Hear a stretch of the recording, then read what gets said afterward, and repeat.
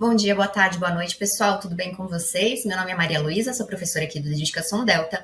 E hoje o nosso vídeo é de dicas de estudo, não é bem uma aula, mas é uma explicação aqui, umas dicas que podem ajudar vocês a aumentar o percentual de vocês nas provas aí de concurso, que pode servir como um insight para a gente mudar talvez o nosso método, né? Às vezes o nosso método não está tão legal, não está progredindo. Então, eu trouxe aqui algumas dicas e já digo de antemão que isso não é um vídeo de milagres, né? E nem autopromoção. Isso aqui é uma estratégia que eu usei e que eu vi que deu certo para essa prova. Inclusive, foi a mesma que eu fiz para as outras provas que eu fiz posteriormente, né?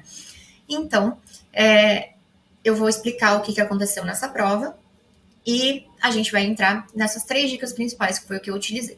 Em 2022, eu fiz a prova de delegado do Espírito Santo, a banca era a CESP, e a prova tinha 80 questões, eu acertei 77 pelo gabarito preliminar e anulou uma questão, eu fiz 78 de 80. Então, errei 2 questões de legislação do Estado, né, legislação estadual.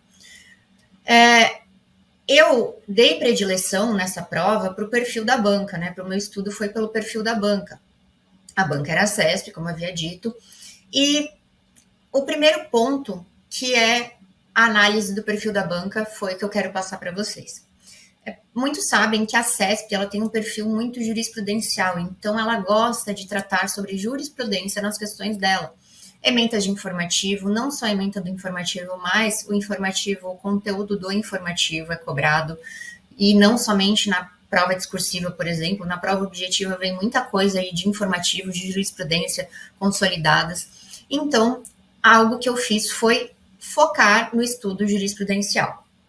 A leitura de todos os informativos, todos mesmo de 2022 que foram publicados, e 2021, então dos últimos 2 anos, eu li todos os informativos, pelo menos uma vez eu dei uma passada de olho. E os informativos que tinham pertinência com a carreira policial, eu li até os mais antigos. Porque, por exemplo, você está estudando, tem temas que a gente vê recorrentemente nas provas de concurso. Por exemplo, o tema 280 do STF, que versa sobre inviolabilidade de domicílio, tem aquelas questões de justificativa, enfim. É uma jurisprudência que sempre cai em prova. E ela é de 2015, 2016, salvo engano. Então, ela é mais antiga aí, 8 anos atrás, só que ela sempre cai. Então, essas peculiaridades, conforme a gente vai estudando, a gente vai vendo o que vem recaindo nas provas e vai vendo quais a gente tem que dar mais atenção. Nessa de perfil da banca, então, primeiramente eu foquei no que a banca mais cobrava. Li doutrina, li a parte doutrinária também, mas e a parte de legislação, lei seca, mas eu dei enfoque para a jurisprudência e para a lei seca, basicamente, né? Não pode esquecer da lei seca. Para estudar essas jurisprudências, eu montei tipo um caderninho, que foi muito útil depois para a prova discursiva. Porque as jurisprudências que tinham mais pertinência com a carreira policial, eu passava para esse caderno de jurisprudência separados por assunto, né? Por matérias. E eu fazia um resuminho daquela jurisprudência do que eu não podia esquecer. Então, não posso esquecer dos artigos que caem. Por exemplo, uma jurisprudência sobre prisão preventiva. Então, eu tinha que mencionar o artigo 312, 313. Eu tinha que mencionar os requisitos. O que a jurisprudência, né? Um resuminho do que a jurisprudência entendeu, né? Do que o tribunal entendeu sobre aquilo. Então, eu fazia isso num caderninho. E aí, eu ia revisando aqueles cadernos constantemente. Um segundo ponto que para a prova objetiva, todas as provas objetivas que eu fiz eu usei muito, que foi resolver questões. Prova objetiva, geralmente as questões elas são muito parecidas com questões de outras provas que a banca já fez, que tem lá um banco de questões e eles acabam mudando algumas coisas da questão ali, algum número. Então acaba que a questão pode se repetir, não somente a questão em si, mas o modelo da questão, né, o assunto abordado. Então, como que eu fiz essa classificação das questões que eu iria fazer? Eu fiz um pouco diferente do que algumas pessoas ensinam. Eu vejo muitos professores falando que você tem que fazer primeiro as questões da banca para o cargo que você quer, depois as questões do cargo que você quer e depois da banca, da mesma banca, né? Eu fiz o contrário, essas duas, a segunda e terceira hipótese. Eu fiz primeiro as questões da CESP para delegado de polícia, então normal. Depois eu fui para as questões da banca, independente do cargo, né? Normalmente cargos mais voltados à prática, mais ligados à prática policial, por exemplo, o Ministério Público e algumas questões de juiz também tem muita pertinência ali, correlação temática, né? As questões meio são parecidas, os assuntos, no caso. E aí depois eu fui para as questões de delegado das outras bancas para ver ali alguns assuntos que eu teria que revisar, enfim. Mas para a prova objetiva é muito importante fazer questões, tá? Muito importante mesmo, porque tem essa questão de predileção de assuntos da banca e as questões que se repetem ali com pequenas alterações.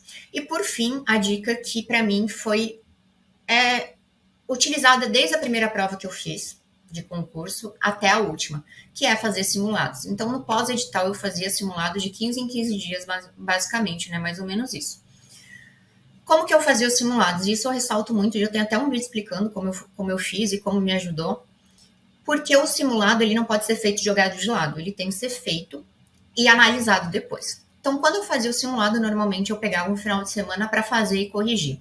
Então, normalmente no sábado eu tirava o dia para fazer o simulado, como se fosse no dia da prova, e com uma caneta marca-texto, eu ia fazendo o simulado normal, e quando tinha alguma questão que eu travei, né, não lembrava da questão, não lembrava do assunto, não demorei para responder a questão, eu marcava com marca-texto.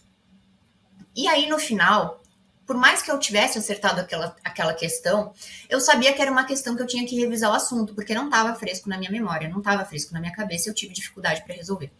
Então, essa estratégia me ajudou a ver quais os pontos que eu tinha que inserir nas minhas revisões durante a semana. Foi o que eu fiz. Quando eu tinha essas questões de marca-texto, por exemplo, alguma questão de controle de constitucionalidade, controle difuso de constitucionalidade. Tive muita dificuldade em lembrar algum requisito.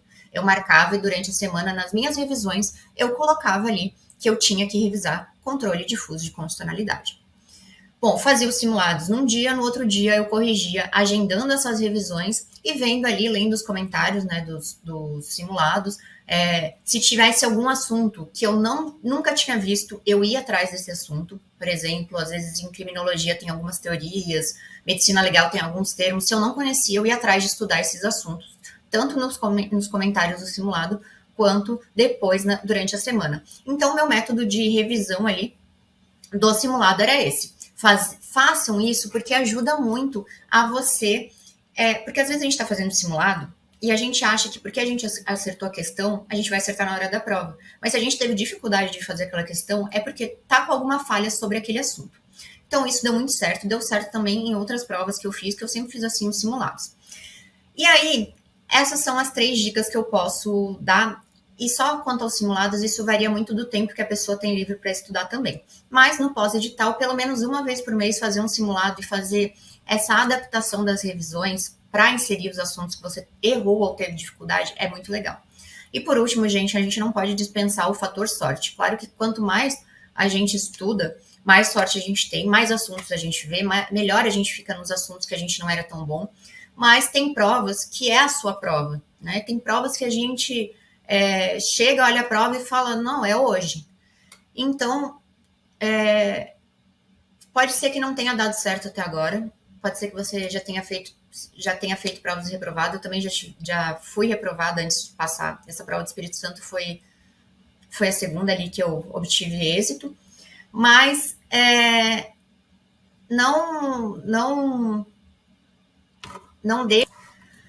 não se abale ali com as reprovações, porque muitas das provas, às vezes a gente olha a prova e não é para você, e aí a gente faz outra prova com o mesmo nível de preparação e a prova vem toda para você. Então, tem muito desse fator sorte. Eu acredito que eu tive muita sorte nessa prova do Espírito Santo também, apesar de eu ter ido muito direcionada, eu fiz uma estratégia boa, mas caiu ali o que eu tinha estudado.